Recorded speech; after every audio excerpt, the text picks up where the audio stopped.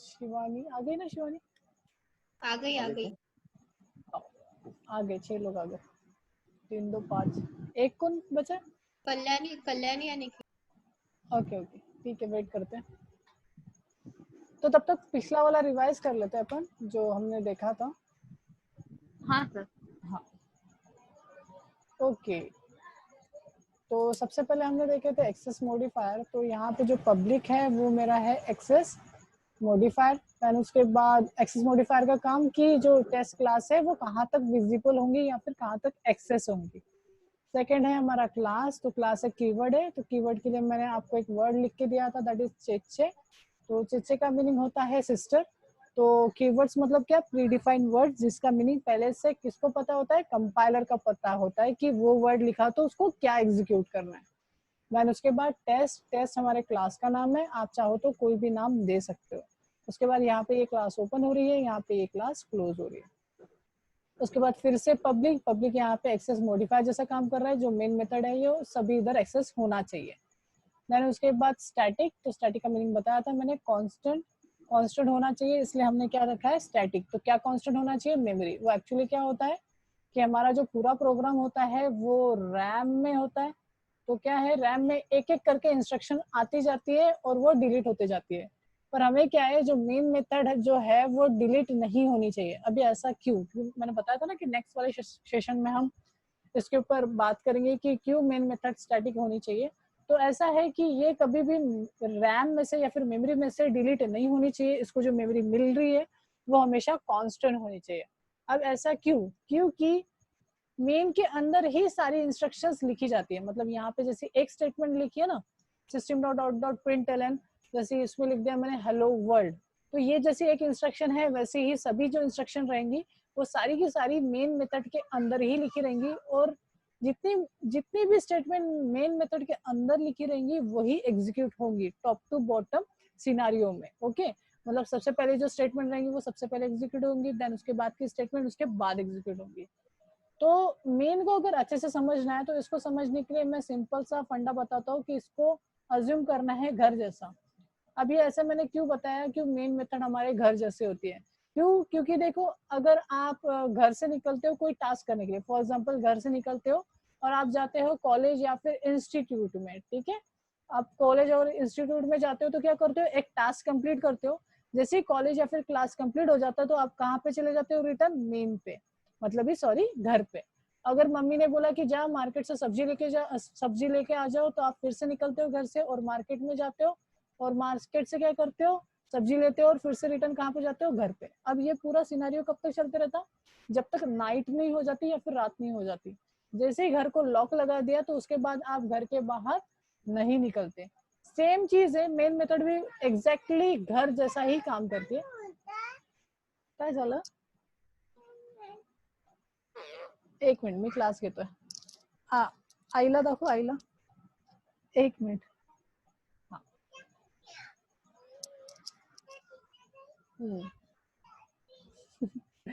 Okay तो main जो है हमारा घर जैसा होता है। अब ये ऐसा क्यों रिलेट करेंगे, सॉरी हाँ डिस्टर्बेंस के लिए। तो हमारा घर जैसा क्यों बोला जाता है? क्योंकि ये एग्जैक्टली हमारे घर जैसा ही वर्क करता है। कोई भी टास्क रहा तो हम बाहर निकलते हैं, वो टास्क को परफॉर्म करते हैं एंड हम रिटर्न जाते हैं कंप्लीट होने पे। सेम चीज यहाँ पे जो पहला स्टेटमेंट है वो हमारा टास्क है। तो क्या होता है कि हम पहला टास्क करते हैं, पहला टास्क करने के बाद रिटर्न आते हैं। मतलब जब पहला टास्क होता है तो वो क्या होता है, मेन को छोड़ता है और वो जाता है ये वाले स्टेटमेंट पे। अब ये स्टेटमेंट को एग्जीक्यूट करने के बाद अगर और भी कोई स्टेटमेंट है तो वो भी एग्जीक्यूट करना चाहिए। तो इसीलिए वहां पे मेन मेथड को स्टैटिक रखा जाता है, क्योंकि वो डिलीट ना हो। अब ऐसा मैंने क्यों बोला? सपोज ऐसा समझो कि आप बाहर निकले कोई एक पर्टिकुलर टास्क करने के लिए, फॉर एग्जाम्पल सब्जी लेने के लिए, और क्या हो गया, आप रिटर्न जा रहे थे पर आपका जो घर है वो वहां पे रहा ही नहीं, डिलीट हो गया या फिर कोई दूसरी वाली लोकेशन पे आ गया। तो क्या आपको पता रहेगा कि ये जो मेरा घर है वो कहाँ शिफ्ट हो गया?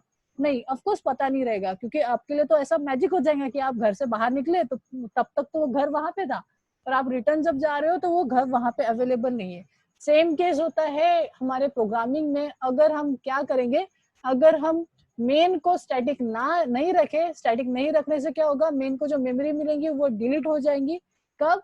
जब वो स्टेटमेंट कंप्लीट हो जाएगा, मतलब ये स्टेटमेंट अगर कंप्लीट हो जाएगा तो वो मेमोरी से चला जाएगा, निकल जाएगा। पर ऐसा नहीं होना चाहिए। ये कब तक रहना चाहिए? जब तक पूरा प्रोग्राम कंप्लीट नहीं हो जाता, तब तक ये हमारे मेमोरी में रहना चाहिए। इसलिए मेन को क्या किया है हमने? मेन को इसीलिए हमने किया है स्टैटिक। तो समझा है? सबसे पहला पॉइंट है कि मेन को स्टैटिक इसलिए किया है क्योंकि ये जो मेन मेथड है ये हमेशा मेमोरी में रहनी चाहिए, जब भी प्रोग्राम चालू होता है, चालू होने से खत्म होने तक, क्योंकि सभी जो कोड लिखा रहेगा वो मेन के अंदर ही लिखा जाएगा। अब ये चीज कंपाइलर को बताने के लिए ही, इंस्ट्रक्शन देने के लिए ही यहाँ पे ये स्टैटिक है। सेकंड, स्टैटिक कीवर्ड से मेमोरी यूटिलाइजेशन होता है। स्टैटिक की वजह से जो मेन को मेमोरी मिलती है सिर्फ और सिर्फ मेन को ही मिलती है, बाकी चीजों को नहीं मिलती। मतलब उसके अंदर उसके अंदर में जितने भी कुछ होते हैं, हाँ, उसके अंदर जितने भी कुछ स्टेटमेंट्स होती है उनको वो मेमोरी नहीं देता है, और सिर्फ आपके मेन मेथड को ही मेमोरी देता है वो। ठीक है। नेक्स्ट चीज, स्टैटिक लगे हुए मतलब जितने भी मेथड्स है या फिर वेरिएबल है जिनको स्टैटिक लगा जाता है उनको हाईएस्ट प्रायोरिटी रहती है। हाईएस्ट प्रायोरिटी का मीनिंग कंपाइलर सबसे पहले इस मेन मेथड को ही एग्जीक्यूट करेगा। आप भले ही कितना भी कोड लिख दो, वो सबसे पहले ये मेन मेथड को ही एग्जीक्यूट करेगा। तो पब्लिक स्टैटिक वॉइड मेन को सबसे ज्यादा हाईएस्ट प्रायोरिटी होती है। ऐसा क्यों? क्योंकि बाकी के मेथड जो है वो सिर्फ और सिर्फ सपोर्टिंग मेथड्स है। वो तो हमें तब पता चलेगा जब हम मेथड वाला चैप्टर पढ़ेंगे, मतलब फंक्शंस वाला चैप्टर पढ़ेंगे, तब आपको वो समझ में आएगा सपोर्टिंग मेथड्स क्या होती है। देन उसके बाद वॉइड यहाँ पे डेटा टाइप है। सभी फंक्शन के आगे डेटा टाइप मेंशन किया जाता है, कभी इंट, कभी फ्लोट, कभी डबल वगैरह। वैसे ही यहाँ पे वॉइड जो है वो एक डेटा टाइप कहलाता है। अब यहाँ पे वॉइड इसलिए यूज किया है क्योंकि मेन कुछ रिटर्न नहीं करता, इसलिए वहां पे वॉइड यूज किया है। पर अगर हमने सी और C++ की बात करें तो वहां पे इंट मेन दिखता था, यहाँ पे वॉइड मेन, क्योंकि इंट मेन भी लिख दो तो भी कुछ रिटर्न तो करने नहीं वाला मेन, तो इसलिए हमने वॉइड मेन यूज किया है। उसके बाद यहाँ पे स्ट्रिंग ARGS दिख रहा है, तो स्ट्रिंग मेरा है डेटा टाइप ही, पर ये यूजर डिफाइंड डेटा टाइप है। डेटा टाइप में दो टाइप आते हैं, एक होता है प्री डिफाइंड, प्री डिफाइंड को बोला जाता है primitive data type, and second होता है यूजर डिफाइंड, जो हम यूजर की रिक्वायरमेंट के अप्रोप्रिएट बनाते हैं। फॉर एग्जांपल जो एक टेस्ट क्लास है, जब आप क्लास बनाते हैं वो that is nothing but a user defined data type. आप क्या क्रिएट करते हो? एक नया डेटा टाइप ही क्रिएट करते हो। अगर आपने C++ अच्छे से पढ़ा है तो आपको ये पता चलेगा कि आप स्ट्रक्चर या फिर क्लासेस बनाते हो तो मतलब ही user defined data type create करते हो। वैसे ही स्ट्रिंग भी एक क्लास है। क्यों पता, कैसे पता चला मुझे? क्योंकि इसका S क्या है? कैपिटल है। तो जैसे मैंने बताया था, जितने भी वर्ड्स है उनका अगर पहला अल्फाबेट अगर कैपिटल है तो उनको हम क्या बोलेंगे? क्लास बोलेंगे। सेकेंडली ये जो क्लास है उसका ये जो ARGS है वो बोला जाएगा ऑब्जेक्ट, क्योंकि क्लास के बनते हैं ऑब्जेक्ट वहां पे। तो ये जो ARGS है, वेरिएबल है, ये सिर्फ सिंगल ऑब्जेक्ट नहीं है, वो है एक एरे। तो यहाँ पे आपको अगर दिख रहा है सबस्क्रिप्ट, ठीक है, इसको टेक्निकल लैंग्वेज में सबस्क्रिप्ट बोला जाता है। आप गावरानी लैंग्वेज में इसको ब्रैकेट्स बोल सकते हैं, square brackets. So don't worry, वो भी चलेगा, स्क्वायर ब्रैकेट्स भी बोल सकते हो। अदरवाइज इसको बोला जाता है सबस्क्रिप्ट। ओके, देन उसके बाद यहाँ पे हमारा मेन मेथड स्टार्ट हो रहा है, मेन मेथड यहाँ पे कंप्लीट हो रहा है। इंक्लूडिंग दिस ब्रैकेट, आप जो भी कुछ लिखोगे इसके इनसाइड ये कर्ली ब्रेसेस के, वही एग्जीक्यूट होता है, उसके बाहर के चीजें एग्जीक्यूट नहीं होती। जब तक आप उसके अंदर उसको मेंशन नहीं करोगे तब तक वो एग्जीक्यूट नहीं होंगी। उसके बाद और भी एक चीज दिख रही है, system.out.println। तो यहाँ पे जो सिस्टम है उसका भी S कैपिटल दिख रहा है। मैं यहाँ पे पूरा चीजें इरेज कर रहा हूँ, कचरा हो गया। सो सिस्टम का भी S कैपिटल दिख रहा है, तो यहाँ पे ये सिस्टम जो है ये भी एक क्लास है। उसके बाद आउट सिस्टम क्लास का ऑब्जेक्ट है। देखिए यहाँ पे डॉट दिख रहा है, देन आउट, तो जितना भी कुछ रहेगा वो डॉट ऑपरेटर से ही एक्सेस होगा। देन आउट से हम कॉल कर रहे हैं मेथड println। तो println मेथड एकदम सिमिलर है। अगर आपने C और C++ किया है तो वहां पे भी हमने देखा था printf एंड cout। अगर C++ की बात करूं तो वैसे ही हमारा आउटपुट फंक्शन है println। यहाँ पे दो फंक्शन है, एक है print और एक है println। तो print से मिलता है without new line and println का मीनिंग होता है न्यू लाइन। तो अगर आप इसको रन करते हो तो आपको हेलो वर्ल्ड के पीछे में यहाँ पे एक न्यू लाइन आते हुए दिखेंगी। मतलब ये जो वर्ड है, ये जो सेंटेंस है, इसके नीचे आपको न्यू लाइन मेंशन होगा। इसमें मैंने जो CMD विंडो पे इसीलिए दिखा रहा हूँ क्योंकि इसका यूज क्या है वो दिखाने के लिए मैंने CMD विंडो पे लिखा आया। ये जो है ये है मेन में हम आर्ग्यूमेंट लेते हैं कमांड लाइन में। जब आप कमांड लाइन में इसको रन करते हो तो इसके थ्रू आप क्या कर सकते हो? आर्ग्यूमेंट्स ले सकते हो। वो चीज मैं अभी आपको दिखा देता हूँ। तो मैं यहाँ पे थोड़ा सा चेंज कर रहा हूँ स्क्रीन। ओके, फिर से हम क्या करेंगे, फिर से हम हमारे फोल्डर में जाएंगे। फोल्डर में जाके आगे हमारा डेस्कटॉप में पैक करके फोल्डर था, एंड इसमें जाके हम CMD लिख देंगे, सिंपली CMD, और हम इसको कर देंगे ओपन। फिर से मैं इसको कंपाइल कर रहा हूँ। कंपाइल करने के लिए हम क्या करते थे, जावा सी, और फाइल का नाम था टेस्ट डॉट जावा। अगर मेरे प्रोग्राम में कोई प्रॉब्लम नहीं है तो कंपाइल हो जाएगा। कंपाइल होगा तो मुझे फिर से स्टेटमेंट देगा। ओके, कल्याणी आ गई। मुझे फिर से क्या करेगा, वो स्टेटमेंट देगा। तो फिर से मैं कर सकता हूँ, यहाँ पे रन कर रहा हूँ, तो जावा रन करना है तो हमें लिखना पड़ेगा सिंपली जावा, एंड लिखना पड़ेगा फाइल का नाम टेस्ट। जैसे मैं इंटर करता हूँ तो मेरा जो है हेलो वर्ल्ड वो एग्जीक्यूट हो गया, और आपको जैसे दिख रहा है हेलो वर्ल्ड है, देन ये जो देखो सी और हेलो वर्ल्ड के बीच में एक लाइन आई है। ये इसलिए आई है क्योंकि मैंने यूज किया है प्रिंट एलन। अगर मैं सिर्फ प्रिंट स्टेटमेंट यूज करूँ तो मुझे वो न्यू लाइन नहीं दिखेंगी। मैंने चेंजेस किया और मैं इसको सेव कर लेता हूँ। सिंपली मैंने इसको सेव कर दिया। फिर से मैं चाहता हूँ, फिर से कंपाइल करता हूँ। हमेशा चेंजेस करने पे कंपाइल करना है। कंपाइल करने पे अगर कोई एरर नहीं रहेगा तो मैं फिर से एक बार स्टेटमेंट दे सकता हूँ, और मैंने कर दिया फिर से एग्जीक्यूट। तो देखिए पहले time hello world, and hello world के बाद एक न्यू लाइन दिख रही थी, जबकि सेकंड इसमें हेलो वर्ल्ड है पर उसके बाद कोई न्यू लाइन मुझे दिख नहीं रही है, क्योंकि मैंने जो फंक्शन यूज किया है वो है सिर्फ प्रिंट। तो प्रिंट और प्रिंट एलन ऐसे दो फंक्शन है। प्रिंट से न्यू लाइन नहीं आती और प्रिंट एलन से न्यू लाइन आती है। ओके, नेक्स्ट देखते हैं कि ये जो ARGS है इसका मीनिंग क्या होता है। तो इतना बड़ा ARGS ना लिखते हुए मैं सिंपली चेंज करता हूँ ए। और अगर आपको मैं बात बताऊं तो एरे हम इस तरीके से मेंशन नहीं करते थे C और C++ में, हमने हमेशा देखा है इस तरीके से। तो इस तरीके से हम जब देखते थे तो उसका मीनिंग क्या होता था, उसका मीनिंग होता था कि ये डेटा टाइप है। जैसे फॉर एग्जाम्पल अगर मैं बात करूँ तो इंट ए और ये सब्सक्रिप्ट कर दिया, तो आपको पता है कि इसका मीनिंग क्या होता था, इन डेटा टाइप है, एक वेरिएबल है, और ये उसका एरे का रिप्रेजेंटेशन रहता। तो सेम चीज यहाँ पे स्ट्रिंग एक डेटा टाइप जैसा काम कर रहा है, एक एरे का नाम है और ये एरे रिप्रेजेंटेशन है। सेम चीज मैं यहाँ पे डिलीट कर रहा हूँ, तो ये एरे एक्चुअल में कर क्या रहा है वो हम देखेंगे। तो ये एरे यूज होता है कमांड लाइन आर्ग्यूमेंट के लिए। तो हम वही देख रहे हैं कि कमांड लाइन आर्ग्यूमेंट होते क्या है। तो मैं सिंपली मैं इस ए को प्रिंट कर रहा हूँ। तो मेरा सिंपल एक क्वेश्चन है कि एरे स्टार्ट कहाँ से होता है, इसका स्टार्टिंग इंडेक्स क्या होता है एरे का, सबको पता होता है, बताओ। 0। बहुत बढ़िया, 0। तो हम यूज करते हैं 0 और देखते हैं कि इस एरे के अंदर एक्चुअल में है क्या, मतलब पहले इंडेक्स में एक्चुअल में है क्या। तो फिर से कंपाइल करूंगा क्योंकि चेंजेस किया तो मुझे। ओके, सेव करो। सबसे पहले मैं यहाँ पे Ctrl+S कर रहा हूँ, या फिर आप फाइल में जाके सेव कर सकते हो। सेव करने के बाद फिर से मैं क्या कर रहा हूँ, इसको कंपाइल करने पे अगर कोई प्रॉब्लम नहीं होगा तो वो कंपाइल हो जाएगा। एंड सेकंड कर रहा हूँ रन।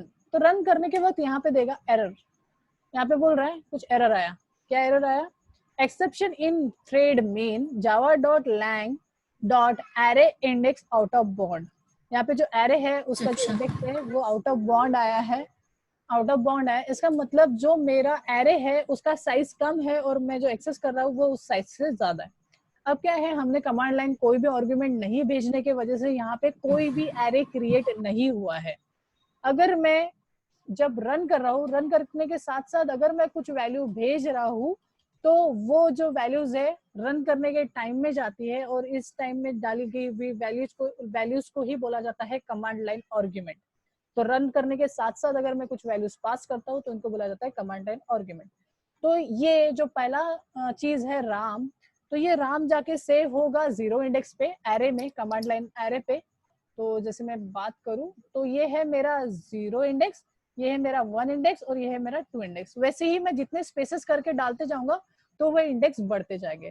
तो अगर मैं अभी रन करूं तो हमें क्या प्रिंट होके आएगा, एक्सपेक्टेड आउटपुट बताओ तो क्या आ सकता है आउटपुट। अगर मैं इसको रन करूं तो क्या आउटपुट आएगा, जैसे यहाँ पे देख के आप बता सकते हो। HEL। हाँ, HEL। HEL आउटपुट क्या आएगा।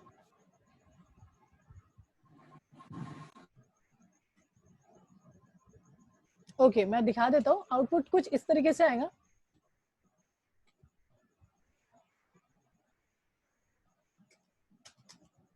क्या हो गया, वेट अ सेकंड।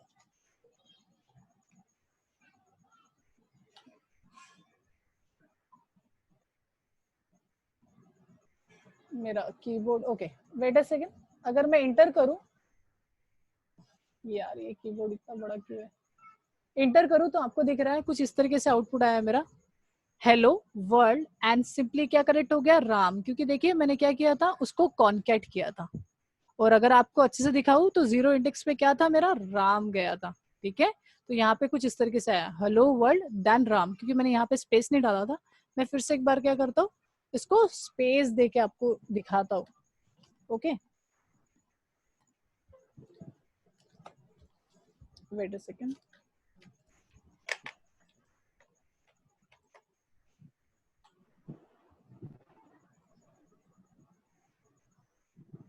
तो यहाँ पे मैं सिंपली क्या करता हूँ, स्पेस डाल देता हूँ, तो आपको दिखेगा कि ये जो है हेलो वर्ल्ड डायरेक्टली लिख के आएगा, और स्पेस करके जो पहले इंडेक्स पे है वो लिख के आएगा। अभी हम इंडेक्स चेंज कर लेते हैं, हम इंडेक्स ले लेते हैं 1। फिर से एक बार मैं क्वेश्चन पूछूंगा, फिर से मैं कंपाइल कर रहा हूँ, सेव कर लिया था मैंने, तो सिंपली कंपाइल किया, there is no error. Okay, there is no error. और अब फिर से मैं पूछ रहा हूँ, ओके आउटपुट क्या आएगा, इंडेक्स देखो और बताओ। शाम आएगा। हाँ, इस बार क्या आएगा, हेलो वर्ल्ड एंड शाम। तो देखिए हेलो वर्ल्ड एंड इस बार स्पेस डाला था हमने, क्योंकि यहाँ पे स्पेस इंक्लूड किया था, देन लिखा है शाम। तो आपको समझ गया कि कमांड लाइन आर्गुमेंट का मीनिंग क्या होता है। कमांड लाइन आर्गुमेंट का मीनिंग होता है इंडेक्स। आप जब भी रन कर रहे हो, रन करने के साथ साथ अगर आपको कुछ इनपुट्स भेजने हैं तो आप कमांड लाइन आर्गुमेंट से भेज सकते हो। इसीलिए यहाँ पे हमारे मेन में अगर देखो तो मेन में एज अ आर्ग्यूमेंट ये हमेशा पास करना पड़ता है। सर क्या होगा अगर मैं स्ट्रिंग नहीं रखूं, इंट रखूं, तो ऐसा पॉसिबल नहीं है, क्योंकि यहाँ पे जो इनपुट आते हैं कमांड लाइन आर्ग्यूमेंट में वो हमेशा आते हैं सीएमडी विंडो से, और सीएमडी विंडोज में हमेशा आप जो इनपुट देते हो वो सिर्फ और सिर्फ स्ट्रिंग ही कंसीडर करता है। इसीलिए जो मेन में जो आर्ग्यूमेंट है वो स्ट्रिंग टाइप का ही आता है, इन टाइप का या फिर फ्लोट टाइप का अवेलेबल नहीं है। सेकेंड चीज, सर क्या होगा अगर मैं मेन के अंदर आर्ग्यूमेंट के अंदर मैं स्ट्रिंग नहीं लिखूं या फिर वो आर्ग्यूमेंट नहीं पास करूं, तो वो सिंपली दे देगा एरर, क्योंकि हमारा जो कंपाइलर है वो हमेशा हमेशा मेन मेथड को वैसे ही ढूंढता है, मतलब पब्लिक स्टैटिक वॉइड मेन। अगर मैं इसको एरर को आपको दिखा दूं तो मैं यहाँ पे करता हूँ, इसको करता हूँ रिमूव, और मैं आपको दिखाता हूँ कि मेन मेथड का मैं कुछ चीजें डिलीट करता हूँ। फॉर एग्जाम्पल मैं यहाँ पे इसका स्टैटिक डिलीट कर देता हूँ, या फिर कोई भी चीज आप इसमें की डिलीट कर देता हूँ, और मैं सेव करता हूँ। फिर से एक बार मैं सिंपली इसको सेव किया, मैं यहाँ पे गया, फिर से कंपाइल किया, तो कंपाइल के टाइम में तो कोई प्रॉब्लम नहीं देगा, सिंपली कंपाइल हो जाएगा, क्योंकि कंपाइलर का काम सिर्फ और सिर्फ इतना ही होता है कि आपने कोई सिंटेक्स तो गलत नहीं लिखा है, स्पेल मिस्टेक तो नहीं की है, ये करने का काम, चेक करने का काम कंपाइलर का होता है। लॉजिकली जो चेक करता है वो हमारा इंटरप्रेटर होता है, मतलब रन करने के टाइम में। तो यहाँ पे मैं रन करता हूँ, तो देखिए रन करने के टाइम में मेरा एरर आया, error main method is not static in a class state, please define, मतलब देखो उसको मेथड कुछ इस तरीके की ही चाहिए, किस तरीके की, public static void main string args। अब क्या ऐसा ही लिखना चाहिए मेन मेथड को, तो नहीं, ऐसा कोई कंपलसरी नहीं है, आप पब्लिक के आगे भी स्टैटिक लिख सकते हो, क्योंकि दोनों भी एक्सेस मॉडिफायर होने की वजह से आप एक्सेस मॉडिफायर का इंटरचेंज चलता है, यहाँ पे इसमें कोई भी प्रॉब्लम नहीं है। ओके, सेकेंड चीज, ये जो है पब्लिक को आगे लिख दोगे तो चलेगा, पीछे लिख दोगे तो चलेगा, but data type and access modifier में एक्सचेंजिंग नहीं चलता, क्योंकि हमेशा जो सिंटेक्स है उसको फॉलो करना पड़ता है। तो जो फंक्शन बनाने का जो सिंटेक्स है वो कुछ इस तरीके से है कि पहले एक्सेस मॉडिफायर्स आएंगे, तो दोनों एक्सेस मॉडिफायर है तो पहले लिखो पीछे लिखो कोई फर्क नहीं पड़ता, देन डेटा टाइप आएगा, देन मेथड का नाम आएगा। अब डेटा टाइप में int, float, void, main, sorry int, float, void या फिर स्ट्रिंग कुछ भी हो सकता है। देन उसके बाद मेथड का नाम आएगा जो कि हमारे केस में मेन है। देन आर्ग्यूमेंट्स आएंगे, आर्ग्यूमेंट्स मतलब क्या होता है, ये राउंड ब्रेसेस के अंदर आप जो भी मेंशन करते हो वो आर्ग्यूमेंट्स होते हैं, कहीं ना कहीं से वहां पे डेटा आता है। तो अपने केस में, अभी इस केस में सीएमडी विंडो से कमांड लाइन आर्ग्यूमेंट्स आ रहे हैं रन टाइम में। ओके, तो ये मेथड है, इसीलिए हमारा एक्सेस मॉडिफायर का एक्सचेंजिंग चलता है, कोई प्रॉब्लम नहीं है। उसके बाद अभी हम एकदम सिंपल सा, अगर इतना समझा है तो हम एकदम सिंपल सा एक क्वेश्चन पूछ रहा हूँ, और वो क्वेश्चन को हम अटेम्प्ट करेंगे, खुद यहाँ पे बनाएंगे, ठीक है, पर इसके ऊपर नहीं, बस मेरे को ये पूरा पढ़ाना था इसलिए मैंने ये सारी चीजें पढ़ाया। अभी हम क्या करेंगे, हम इस चीज को फिर से एक बार करेंगे, पर इस बार हम यूजर से इनपुट लेना सीखेंगे।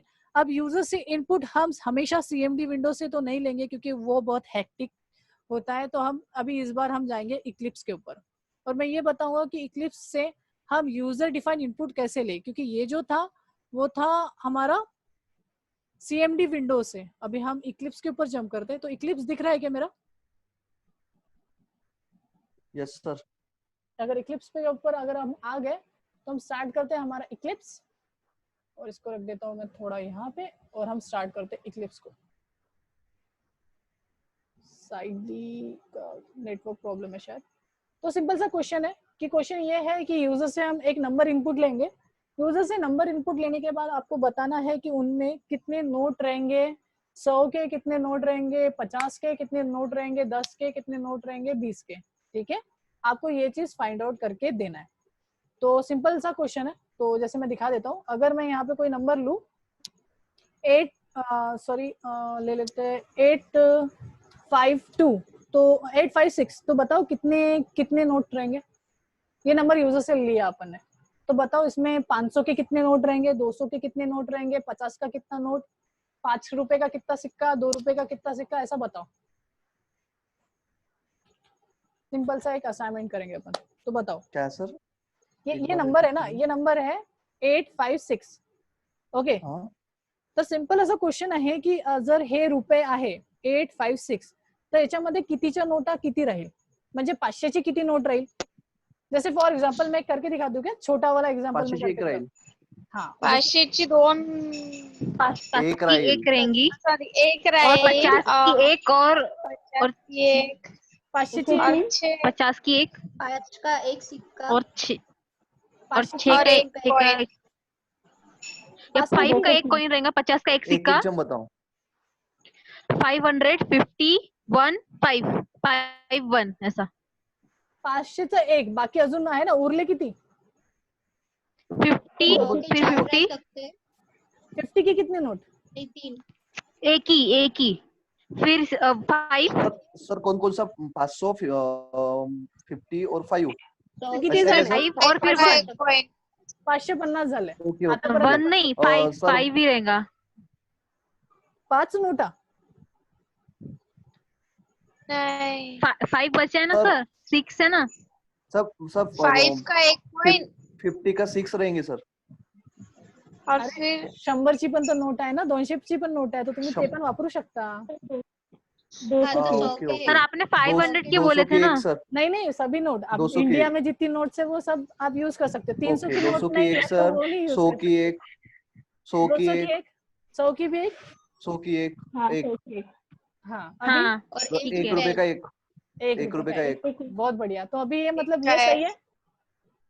हाँ हाँ, अभी अपने को क्या करना है, यही सेम चीज अपने को प्रोग्राम से करना है। मतलब प्रोग्राम हमें बताएगा कि कोई भी अगर यूजर नंबर डालता है तो उसने बताना चाहिए कि 500 की कितनी, 100 की कितनी, 200 की कितनी। तो लॉजिक बताओ, यूजर कोई भी नंबर दे सकता है, तो लॉजिक बताओ कि कैसे करेंगे। तो सिंपली मैं यहाँ पे प्रोग्राम, मतलब देखो मैं इसी तरीके से पढ़ाता हूँ कि प्रॉब्लम स्टेटमेंट एक होती है, देन फिर अपन स्टार्ट करते हैं उसका प्रोग्राम कोड करना। तो सबसे पहले यूजर से इनपुट लेना है। तो यूजर से इनपुट लेने के लिए हमारे पास क्लास है, क्लास का नाम ही है स्कैनर क्लास। क्या है? स्कैनर। तो आप सिंपल लिखोगे स्कैनर, पर यहाँ पे याद रखना है कि स्कैनर को आप लिखोगे ना तब आपको एक चीज इंपोर्ट करना पड़ेगा, क्योंकि हमारे जावा को पता नहीं चलता। वेट अ सेकंड, थोड़ा सा स्लो चल रहा है मेरा, क्योंकि जावा को हमें यहाँ पता नहीं चलता कि वो स्कैनर क्लास क्या है। हम जब स्कैनर लिखते हैं ना तो उसको पता नहीं चलता। वेट, थोड़ा नॉट रिस्पॉन्डिंग में चला गया मेरा इक्लिप्स। ओके, तो यहाँ पे उसको स्कैनर क्लास पता नहीं चलती, तो यहाँ पे हमें लिखना पड़ेगा स्कैनर क्लास, और साथ ही साथ में यहाँ पे इंपोर्ट करना पड़ेगा। तो मेरे केस में इसने इंपोर्ट कर दिया, तो आप भी वैसा ही करोगे कि पूरा स्कैनर करके नहीं लिखना है, आधा ही लिखो, SCAN लिखो या फिर SC लिखो, और आप यूज करोगे कंट्रोल और स्पेस। कंट्रोल और स्पेस को आप एक साथ अगर दबाओगे तो कुछ इस तरीके का पैनल आएगा, और आप सिंपली सिलेक्ट करोगे पहला वाला, मतलब इंटर कर दोगे। तो जैसे ही आप इंटर करोगे तो ऑटोमेटिकली ये स्टेटमेंट इंपोर्ट हो जाएगा, जो कि कहलाता है import java.util.scanner। ठीक है, तो java.util.scanner मतलब क्या, जावा एक फोल्डर है, उस फोल्डर के अंदर util करके फोल्डर है, और उस फोल्डर के अंदर स्कैनर करके क्लास है। अगर मैं आपको ये टेस्ट क्लास को ओपन करके दिखाऊं तो लाइब्रेरी में जाके अगर मैं rt.jar जो मेरी कोर लाइब्रेरी है उसको मैं ओपन करूं और मैं आऊं नीचे में, जब तक मेरे को java.util नहीं दिख जाता, एंड यहाँ पे मेरा AWT.NET का गया जावा देखो जैसे यहाँ पे दिख रहा है मेरे को java.util। अगर मैं इसको ओपन करूँ तो यहाँ पे बहुत सारी क्लासेस है और अगर मैं इसको सर्च करूँ एस करके तो अगर मैं दिखाऊँ तो देखिए यहाँ पे मेरी स्कैनर क्लास है। तो that is nothing but a folder. पहला फोल्डर है जावा फोल्डर के अंदर यूटिल करके एक फोल्डर है और यूटिल फोल्डर के अंदर मेरी स्कैनर क्लास है। तो मुझे उसको इंपोर्ट करना पड़ेगा तभी जाके उसको पता चलेगा कि कोड क्या है।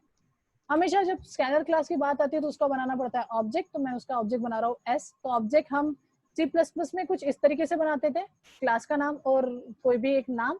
बट यहाँ पे जावा में थोड़ा सा क्लास का ऑब्जेक्ट थोड़ा सा लंबा बनाना पड़ता है क्योंकि यहाँ पे आता है कीवर्ड न्यू एंड यूज करना पड़ता है फिर से उसका नाम, that is nothing but a constructor. तो यहाँ पे स्कैनर क्लास का मैं कंस्ट्रक्टर कर रहा हूँ। यहाँ पे जो स्कैनर क्लास का कंस्ट्रक्टर है वो कुछ आर्गुमेंट लेता है। सो डोंट वरी, ये सारी चीजें आप बार बार करके आपको समझ जाएगा। तो यहाँ पे सिंपली डालना है सिस्टम का इन ऑब्जेक्ट। अब ऐसा क्यों? क्योंकि यहाँ पे सिंपली मुझे स्कैन करना है डेटा, पर कहाँ से? सिस्टम से क्या स्कैन करना है। तो सिस्टम के इन ऑब्जेक्ट से हम स्कैन करेंगे, सिस्टम के आउट ऑब्जेक्ट से हम प्रिंट करवाते हैं, तो सिस्टम के इन ऑब्जेक्ट से हम यूजर से इनपुट लेते हैं। इसलिए मैंने सबसे पहला स्टेटमेंट डाला स्कैनर। स्कैनर डालने के बाद यूजर से हमें इनपुट लेना है तो हमें हमेशा दिखाना पड़ता है लेबल। तो मैं यहाँ पे लेबल क्रिएट करूंगा, इंटर एनी अमाउंट। तो मैं यहाँ पे AMT ले रहा हूँ, that is nothing but amount. तो यूजर से हम क्या मांग रहे हैं? अमाउंट मांग रहे हैं। ये सीधा सीधा प्रिंट होगा। अब यूजर जो भी कुछ डालेगा उसको हम होल्ड करेंगे। तो होल्ड करने के लिए मैं एक यहाँ पे वेरिएबल बना रहा हूँ जिसका नाम रख दिया मैंने AMT। तो AMT का मीनिंग है अमाउंट। यहाँ पे यूजर जो भी डेटा डालेगा मैं उसको रख दूंगा। तो उसके लिए यूजर से डेटा लेने के लिए हमने एक क्लास का ऑब्जेक्ट बनाया था जो है S से मैं डायरेक्टली मेथड को यूज कर रहा हूँ, that is nothing but a next. ठीक है, यहाँ पे जो नेक्स्ट इंट है वो इंटीजर टाइप का इनपुट लेगा यूजर से और हमारा जो अमाउंट है वो हमेशा इंटीजर में ही कंसीडर कर रहे हैं। जैसे फॉर एग्जांपल यहाँ पे 856 जो है वो मेरा इंटीजर नंबर है। तो यूजर जो भी नंबर डालेगा वो नंबर यहाँ से ये मेथड के वजह से वो किस में चला जाएगा? AMT में सेव हो जाएगा, होल्ड हो जाएगा। जैसे ही वो होल्ड हो जाएगा फिर हम हमारे लॉजिक पे आएंगे। सबसे पहला लॉजिक इफ की कंडीशन चलाएंगे। क्या चलाएंगे? इफ की कंडीशन। इफ की कंडीशन में हम बोलेंगे कि AMT मतलब जो अमाउंट है क्या वो ग्रेटर और इक्वल्स टू है 500। मैं क्या बोल रहा हूँ? क्या वो ग्रेटर या फिर इक्वल्स टू है 500। अगर वो बड़ा या फिर 500 है तो हम क्या करेंगे? उसको हम डिवाइड करेंगे और एक्चुअल अमाउंट निकालेंगे। तो मैं यहाँ पे फिर से एक वेरिएबल जनरेट कर रहा हूँ ऊपर में। तो मैं यहाँ पे एक वेरिएबल जनरेट कर रहा हूँ इंट। और आपको दिख रहा है कि मैं जावा में कहीं पे भी वेरिएबल बना सकता हूँ। मैं स्टार्टिंग में भी मेंशन करके रख सकता हूँ या फिर इन द मिडल जब मेरे को लगे तब मैं बना सकता हूँ।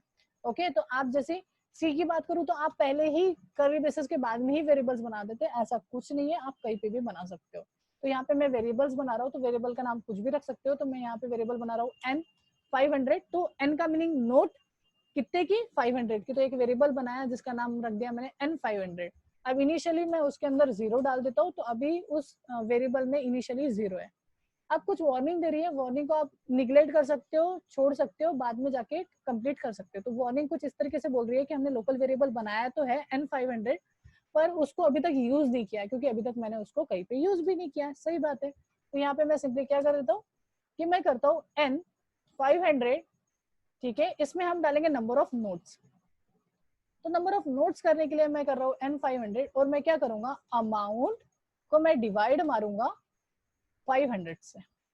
तो क्या होगा? जैसे अमाउंट हम कंसीडर करके चलते हैं कि यूजर ने जो अमाउंट डाली वो डाली है 855 जो भी हमने लिया था वो। तो क्या होगा? अमाउंट में 855 डिवाइड बाय सॉरी ये कंपेयर चेक करेगा, कंडीशन चेक होंगी। अब जो 855 है वो बड़ा है 500 से तो वो इस कंडीशन के अंदर आएंगे, अंदर के चीजों को एग्जीक्यूट करेगा। अंदर की चीजों में हमने क्या किया है? 855 डिवाइड बाय 500। तो अगर मैं इसको डिवाइड करूं तो आंसर जो आएगा वो 1 आएगा। एक ही नोट निकलेंगे और वो कौन से वेरिएबल में जाके सेव हो जाएंगी? इस वेरिएबल में। तो फिलहाल की कंडीशन में n 500 के अंदर 1 नोट आ जाएंगे हमारे। अगर कैलकुलेशन की बात करूं तो उसके अप्रोप्रिएट यहाँ पे 1 नोट आ जाएंगे। देन उसके बाद मुझे क्या करना पड़ेगा? जो एक्चुअल अमाउंट है जो एक्चुअल अमाउंट है उसमें से वो अमाउंट को माइनस करना पड़ेगा। अगर आपको बीच में कोई भी प्रॉब्लम है तो पूछ सकते हो, मैं आपको उसका आंसर दूंगा। जैसे मैं क्या कर रहा हूँ? प्रीवियस अमाउंट में से जो हमने अभी माइनस की थी उस अमाउंट को निकाल रहा हूँ। तो वो कैसे निकालेंगे? हम क्या करेंगे? जो भी था मतलब 500 आपका जो वैल्यू था N500 जो कि मेरा 1 है, इनटू मैं कर दूंगा 500। तो इससे क्या होगा, इसमें है नंबर ऑफ नोट, तो नंबर ऑफ नोट है 1 इंटू 500 तो हो जाएगा 500। तो मैं क्या करूंगा, एक्चुअल अमाउंट में से 500 को माइनस करूंगा तो रिमेनिंग अमाउंट मुझे मिलेंगे। मतलब ही क्या, मतलब 855 माइनस ब्रैकेट में क्या लिया हमने, N500, तो मतलब 1 इंटू 500।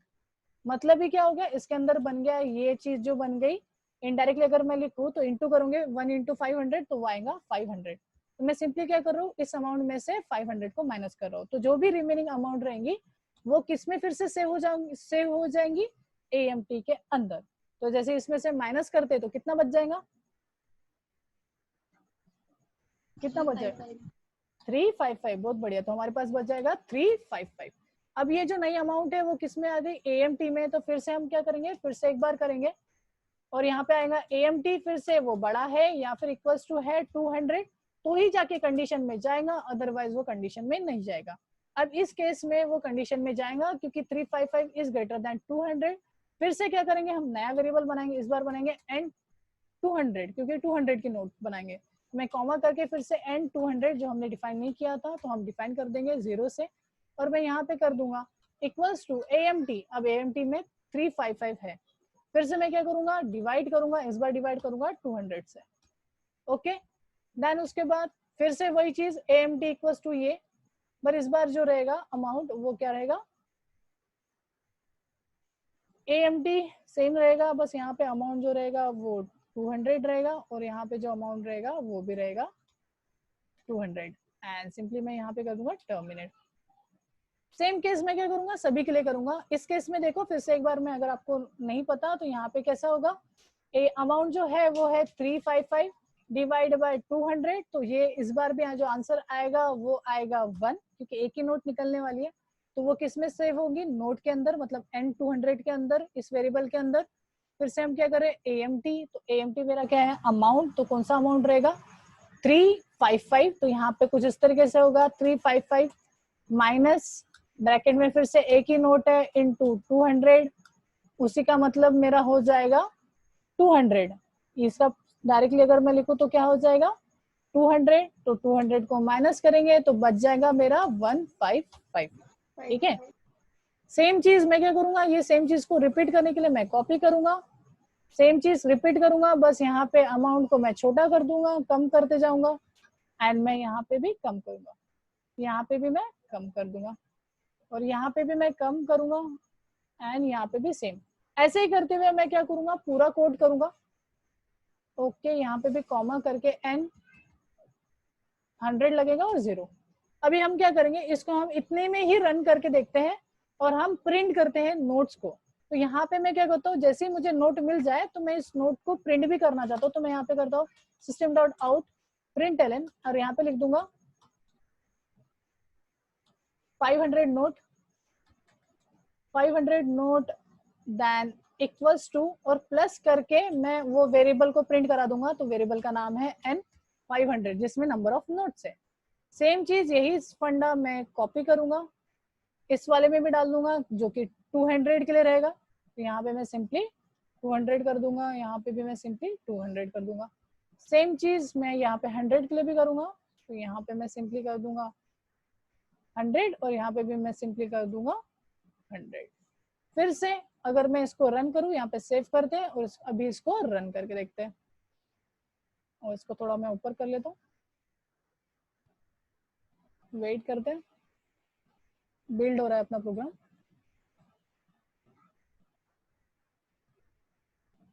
तो हमारा प्रोग्राम स्टार्ट हो गया। तो पूछ रहा है इंटर एनी अमाउंट, तो अभी यहाँ पे मैं थोड़ी कम अमाउंट ले रहा हूँ, 600 ले रहा हूँ। तो यहाँ पे सिंपल सा हिसाब है कि 500 की एक नोट रहेंगी और 100 की एक नोट रहेंगी। तो अगर मैं इंटर करूँ तो ये आ गया है, 500 की एक नोट आ गई और 100 की एक नोट आ गई। अगर मैं यहाँ पे 1000 कर दूं, फिर से एक बार रन करता हूँ इसको, अगर मैं यहाँ पे 1000 कर दूं तो सिंपली क्या आएगा, कितनी नोट आएंगी 500 की, 2 नोट, और बाकी नोट्स नहीं आएंगी क्योंकि मैंने बाकी नोट्स आने की पॉसिबिलिटीज ही नहीं है। फिर से एक बार मैं रन करता हूँ, यहाँ पे मैं पैसे इसलिए नहीं डाल रहा हूँ 10-20 वाला क्योंकि वो हिसाब करने के लिए हमने वो कोड ही नहीं किया।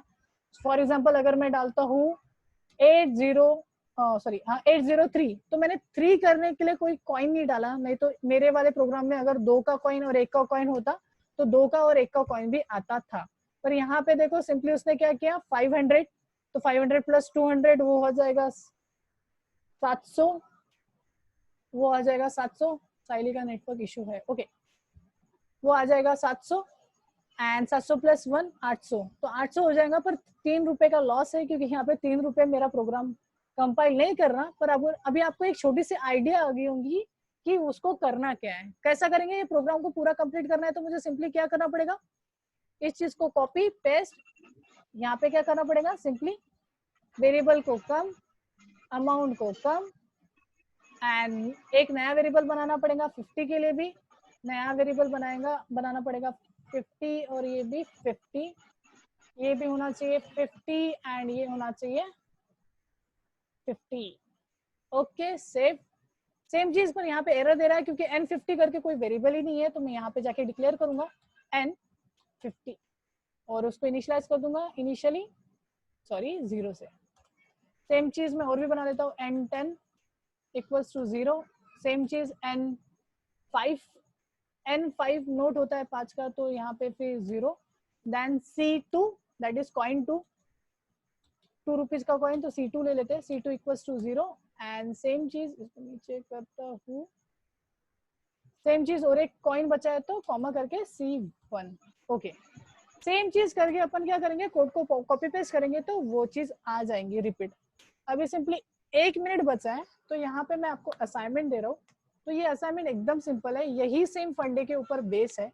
तो है कि यूजर डालेगा कोई भी एक नंबर, कोई भी एक नंबर डालेगा, कोई भी बड़ा सा नंबर डालेगा, उसके अप्रोप्रिएट बताना है आपको कि उस नंबर में कितने नंबर ऑफ ईयर्स है। ठीक है, आपको फाइंड करना है कि जो भी नंबर मैं डालूं तो उसमें कितने ईयर्स आएंगे, कितने मंथ्स आएंगे, कितने वीक्स आएंगे एंड कितने नंबर ऑफ डेज आएंगे। इसी तरीके का प्रॉब्लम रहेगा, सेम प्रॉब्लम जैसे इसमें नोट आ रहा है वैसे ही उसमें क्या आएगा, ईयर बताओगे कि 2 ईयर होगा, 3 ईयर। जैसे मैंने यहाँ पे कोई नंबर ले लिया, फॉर एग्जांपल यूजर ने डाला 2000, तो 2000 में कितने नंबर ऑफ ईयर्स है, प्लस कितने नंबर ऑफ वीक्स है, कितने नंबर ऑफ मंथ्स है और कितने नंबर ऑफ डेज है। ये आपको कैलकुलेट करके बताना है प्रोग्राम के थ्रू। ओके, तो अभी लेस देन 1 मिनट बचा। अगर आपको ये वाला प्रोग्राम में कोई अड़चन है तो आप मेरे को क्वेश्चन पूछ सकते हो, उसको मैं फिर से समझा दूंगा गूगल मीट पे, उसका मीटिंग लेके। ठीक है, अगर अभी ले लूंगा मैं, कोई प्रॉब्लम नहीं है, क्योंकि कुछ देर के बाद तो आपको भी पता नहीं रहेगा कि वो क्या चल रहा था। ठीक है, और मैं इस पूरे प्रोग्राम को कंप्लीट कर, एक बार मैं फिर से रिपीट करूं? हाँ सर। ओके, ठीक है, ये 1 मिनट में वैसे भी क्लोज हो जाएगा, तो क्लोज होने के बाद मैं फिर से गूगल मीट पे मैं इसको स्टार्ट करता हूँ। ओके, और ये प्रोग्राम को मैं तब तक कंप्लीट करके रख दूंगा आपके लिए रेडी करके। सिंपल सा हिसाब है, मैंने यहाँ पे वेरिएबल्स बनाए सभी जितने भी नोट पॉसिबल है उनके, मतलब n नोट 5, n मतलब सादा सा नाम देना था, तो मैंने n 500 ले लिया, देन n 200 ले लिया, n 100 ले लिया, 50 ले लिया, देन 10, देन 5, देन